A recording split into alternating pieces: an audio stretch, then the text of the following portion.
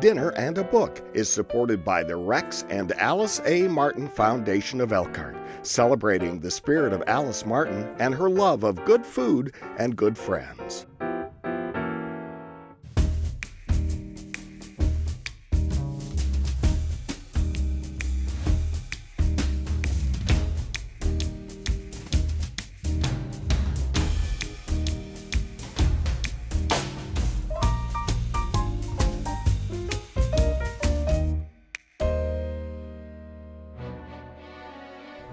Doris Kearns Goodwin was a 24-year-old graduate student who worked directly for LBJ. Richard Goodwin spent his early life as a political advisor and speechwriter. Doris and Richard were sometimes at odds. Over the years, Richard had saved 300 boxes worth of clippings, speeches, photos, diaries. Let's open some of these boxes to examine what's inside. For Richard, the end of the 60s cast a dark curtain over history. It's all part of the #1 New York Times bestseller, An Unfinished Love Story by Doris Kearns Goodwin. And joining me today is a lover of American political history, Kathy Freese. Welcome. Well, thanks for having me again. Well, I know that you know what's going on before you read the book. I mean, you're really a That's lover. our era. Yes, it is. Yeah. We lived this period, and it's almost like, did you like going through it again? Yes, You I did. learned a lot in the book. Yeah, I did. I did too. I learned a lot, I must say, but I found it a very painful time. Yes. And so I kind of was ready to move on. But let's first talk about what we're preparing today to go with this meal for people living in Concord, Massachusetts. Yes, and they both were professors at Harvard, Yes, too. That's yes. where they met. Ooh, yes. And so I'm going to do Boston brown bread, which you always ate on Friday nights if you lived in Boston, and hot dogs. And what are you going to do? Well, let's see. I'm doing some Boston baked beans, and then I'm going to make a coleslaw. And I found out there are so many ways to make coleslaw, you can't do anything wrong, really. But anyway, I loved this book. Did you? Yes, yes. And I didn't know that much about Richard Goodwin, and didn't know that he had worked for John Kennedy, LBJ, Bobby Kennedy, Eugene McCarthy, Al Gore. He knew words, didn't he? He was a wonderful writer, as is his wife.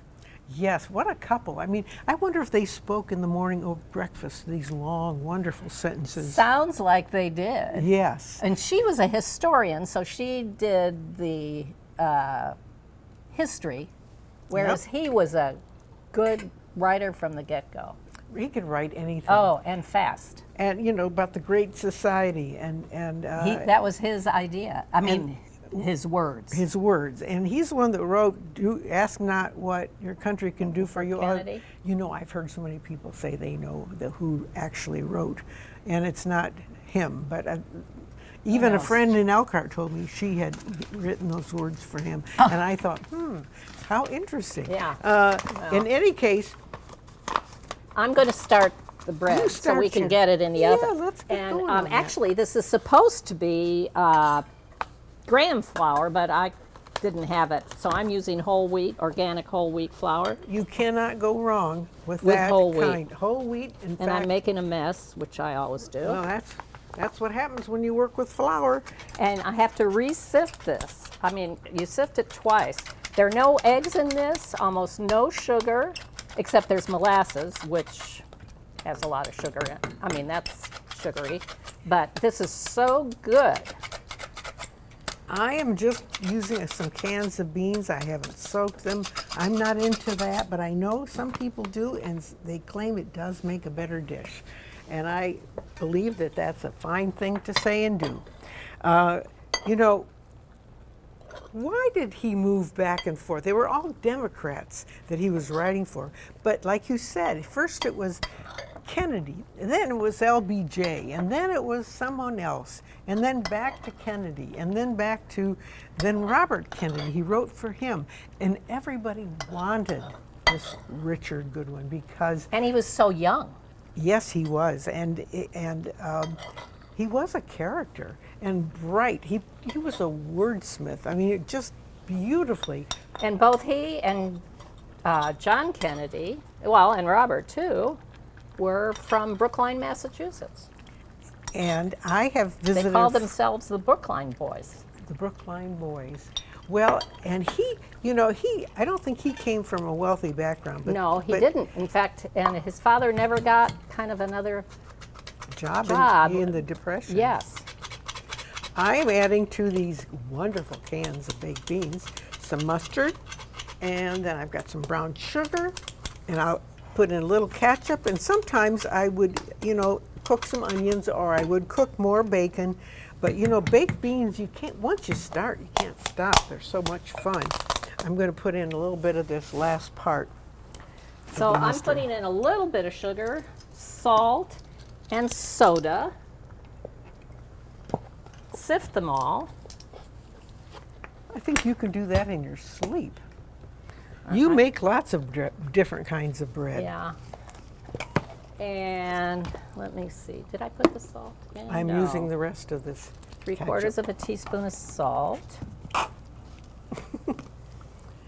I knew this would happen. I was going to bring this to use of every bit of ketchup in here, and now it's balking at my efforts. Anyway, we'll add a little bit. It doesn't So need- Goodwin started out, and I can't remember how he even got involved with Kennedy in the first place. I can't remember either. All of a sudden, he's working for Kennedy. Yeah, And and it was before Kennedy was president. I mean, he was working on speeches. He was a very lucky man that he ended up doing what he did. Well, and And did he know he wrote Al Gore's concession speech when in the Florida in the fiasco. 2000 election, which surprised me. He was a man who knew how to. He Work was with in words. love with the American history and the government. I mean, feeling that, and at that time he said that he thought you were really going to make a difference. And then he and LBJ got crosswise over the Vietnam War. Well, and he had written some things about that, and Johnson just didn't want to be the first president to end a war. He just thought that would be like a coward, just running away. And today we look at that a little bit differently. Of course, she was a White House fellow, so she worked with LBJ. Which kind of surprised me, and it surprised her. She was at, she got the fellowship, and then she had written an article, Doris Kearns, and of course, she didn't know Goodwin at the time. She didn't meet Goodwin until after she was a professor at, I'm putting the molasses in right now. I can almost smell them over Ooh, here. yeah, I'm not a fan of molasses, but But the Boston people are. apparently. Yeah, so now what else? You've got I've got a cup of buttermilk and the molasses here. And then I'm going to stir it all together. You don't have to use a mixer. You don't have to. looks pretty Yeah, you nice if you ask me. Now I'm trying to figure out how I'm going to get this in here. Sometimes I forget that you have to carry it to the oven. And Is there room for me to put my bread we'll make room. pans in too? Oh yeah, you have two, haven't you? I have two. This makes two, and I was scared to have it because I didn't know how it would. This will be in about 20 minutes. Actually, I can just leave it on top of the stove and it could cook on top of the stove. Oh, I forgot something. So this makes it easy. The brown sugar. Oh. Well, And we made a big effort for this brown sugar. yeah. And it will give a nice, rich, sweet taste to the beans. I think it's now. interesting with this bread, there are no eggs in it. You No find butter. the most interesting things. But this is an older, and you used to make the bread, you'd cook it in a can, a tin can, yes, a yes. 1 pound tin can, and I tried to find a 1 pound tin can, but now a lot of them have that, there's some plastic on the bottom of it, you can't. Oh, so you can't put the No. cans in there. That's not So very good. I'm just putting it in an 8x4. Why did Richard always seem to be the right guy at the right moment? Whenever somebody needed a writer, he pops up. And But he was good. And they all kind of had somebody to follow around and see who was available. Of course, he was a good friend of Bill Moyers. oh yes, there are pictures in the book of him and Bill Moyers. And then, after the assassination of John Kennedy, he does, I can't remember which order now, probably, after LBJ was Robert Kennedy, and he becomes his speechwriter. Well, but before Kennedy, he works for Eugene McCarthy. Yes. In New Hampshire, and McCarthy wins Yes. the New Hampshire primary.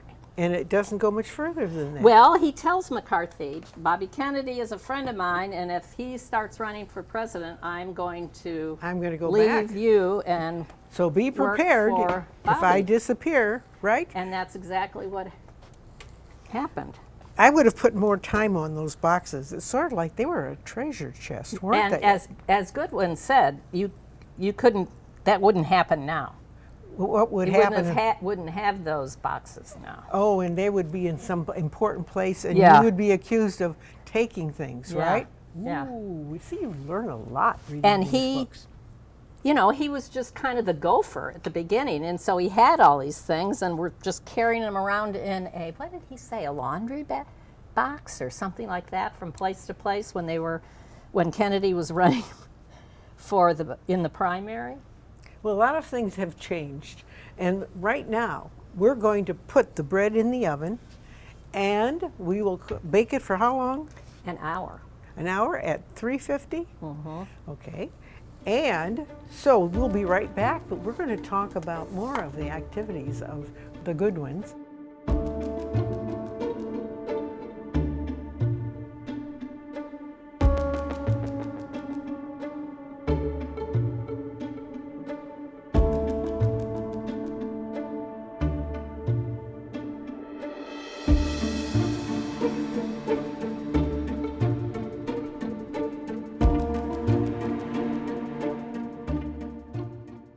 Kathy Freese and I are talking about Doris Kearns Goodwin's latest bestseller, An Unfinished Love Story. And we're right in the middle of this, aren't we? And she and Goodwin didn't meet until she was no longer working for LBJ. He was out of the Kennedy's government. and Yeah, Johnson. he'd finished all that.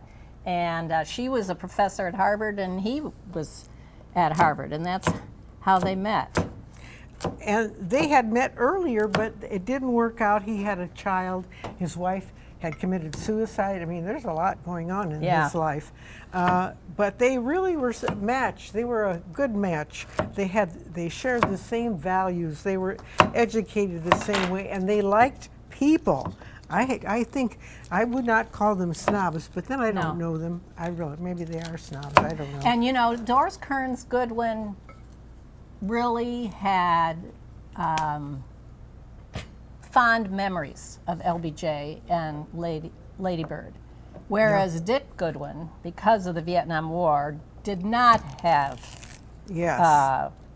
good memories of LBJ. Because they were hiding things about what was going on. He yeah. didn't want to write that as a speechwriter, so he ducks out, doesn't he? Yeah, he leaves. Well, he goes He doesn't and works duck, for but- Eugene McCarthy. McCarthy. Right. And LBJ never forgave him for that. But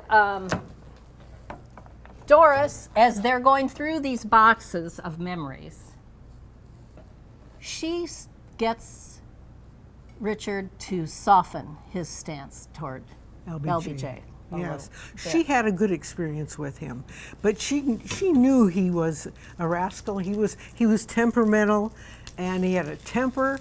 But And in fact, there's a whole chapter in there called the 13 LBJs.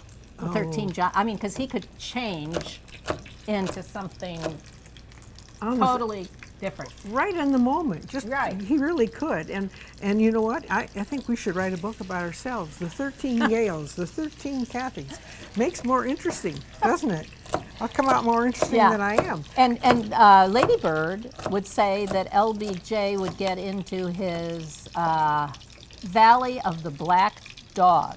Yes. Black pig, not dog, but yeah, so he was really something. He was up and down. He Yeah. truly was up and down.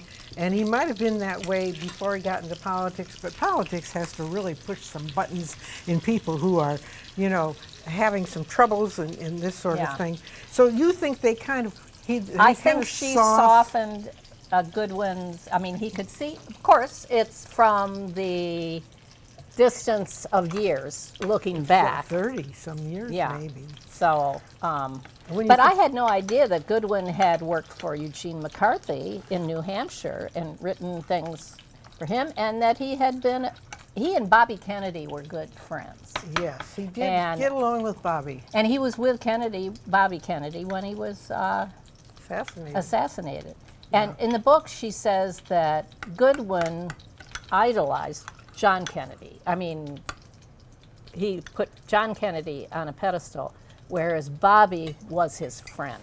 Yes, he knew the good and the bad and the ugly. Yeah. But it is interesting how this couple lived in Washington. They lived in Massachusetts, and they were Easterners. Although she had come from New York. She was a Brooklyn Dodger fan. Her yeah. book about the Dodgers and growing up, her memoir is Wait Till Next Time. Yeah, is wonderful. Well, you know, we have a list of her books that we'll put up on the screen, or we probably already did. And I've read, I think, 3/4 of them, and I forgot until just reading this book what a smooth writer she is. She is a wonderful, and she pulls talks you about in. that. And she talks about how the fact that he could write so fast, he had so many ideas, where she had to really research things, spend a lot of time looking back on you know, she was the historian, he was the right at the moment. Yes, person. that's exactly the way to describe them. And you know, when you look back on books you may have written, and you've been harsh on some people, you may change. I think about the political writers these days that are being very either complimentary or very angry with our current government. How are these writers going to be treated in the future? Yeah. It'll be interesting to see. Well, and then she quizzes him. Oh yeah. It's when he's talking about when he was still in the government, in the State Department, and under Dean Rusk, which we won't go into that. And Right. Rusk called Goodwin a traitor, unpatriotic, and disloyal. And Goodwin is writing a rebuttal to this because Goodwin is against the Vietnam War. And Goodwin says, the government of the United States is not a private club or college fraternity. Its policies are not private oaths or company secrets. Presumably, a man enters public life to serve the nation, and Goodwin did feel that. Yes. The oath taken by every high officer of the nation, elected or appointed, is to support and defend the Constitution of the United States, not an administration, a political party, or a man. Oh my goodness. So you see where his philosophy lies, and I wonder. Yes, and it carries on with his thinking. Yes. So I am frying hot dogs. I normally would not do this. I'd just boil them in water, but I saw her putting Apparently- butter in there. I thought, Yeah. whoa, is this but the I Bostonian? bet it's really good. This is the Boston way of doing it, apparently. Well, it would be good, wouldn't I'm it? sure More, they would more be. fat with fat. Yeah, Ooh. nothing but calories and things to Yes. I just put am in your arteries. using this recipe for my friend that lived in Boston. Is in That fact looks good. in the same place that your children live, and I like it. And then whatever's left over, she puts in a big plastic bag, and pulls it out the next day, and then we have more slaw. Or you can just make a little bit, whatever. Well, this book also made.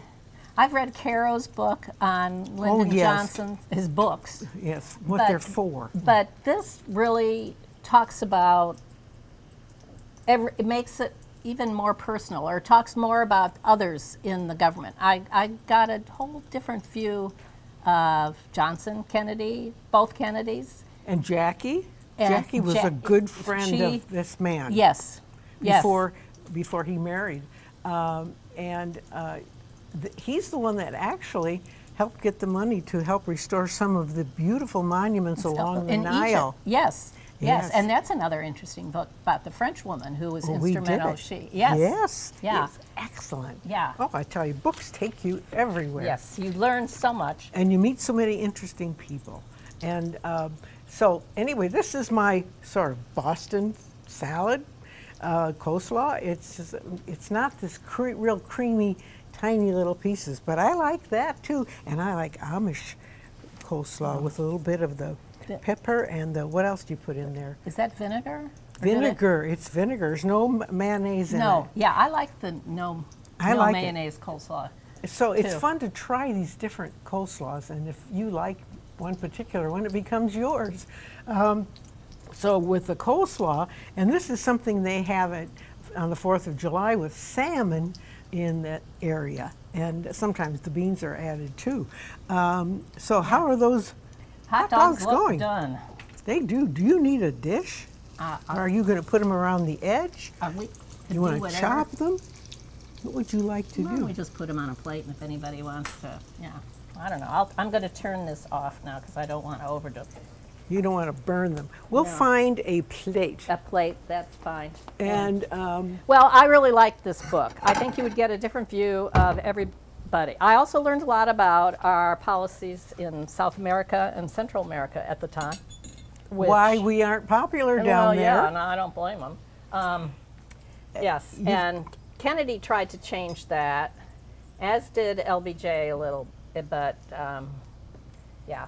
The businesses conducted business down there and wanted the government to make it perfect for them to go in. Yeah. So now we're going to take a little break.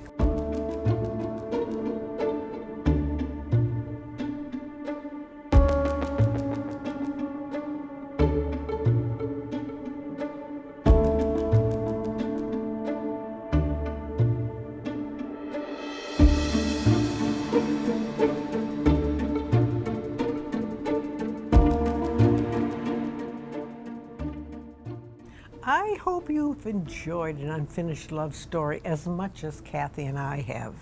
Good book, right? Good book. Learned a lot. Right. Usually do. Yes. Oh, with Doris Kearns Goodwin. She's such a good writer. Just point out and talk about your food. Yes, okay. We have hot dogs that were fried, but so they look more like they're grilled, and a Boston brown bread made with whole wheat. Usually it's made with graham flour, but it still tastes just as good. Looks beautiful. And for an evening, a Friday night maybe in Boston or the suburbs, we have a slaw. It's chunky. It's not like the slaw that we have here locally. And then we have the beans with a little bit of Dijon mustard and some apple cider vinegar. And I think it would be a fine dinner. And it really wouldn't take long, would it? No. Not at all. Not at all. Anything that you didn't get to say that you want to say about this book? Well, it softened my view of LBJ a little bit, just like Doris softened Richard Goodwin's view of LBJ. And they really were lovers of our country and our Constitution, and I think everybody should read the book. Yes, and it's a good review of that period, that time in the 60s. A dark time, but we came out of it. And so the food reflects the times. It reflects a Friday night or any night in the Boston area or the Concord area. And I think I just was impressed with the way they got along, and they shared ideas. They just enjoyed each other's company. It would have been fun to sit around the dinner table with them. Just hear the wit snapping through the air. I'd love that too. Thank you for suggesting that book, and thank you for coming and doing your usual magic. And thank you for watching, and we encourage you to watch us again in the future. So in the meantime, good books, good friends, good books. They're what? It's all good food. It's a good life, isn't it? I kind of forgot my own slogan here, but You get it. You know what I'm talking about, don't you? Anyway, we'll see you next time.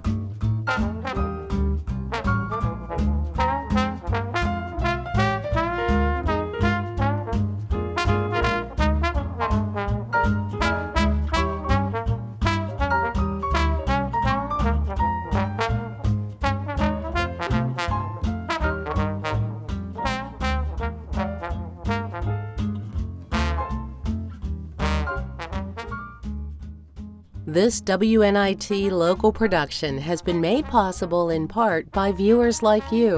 Thank you. Dinner and a Book is supported by the Rex and Alice A. Martin Foundation of Elkhart, celebrating the spirit of Alice Martin and her love of good food and good friends.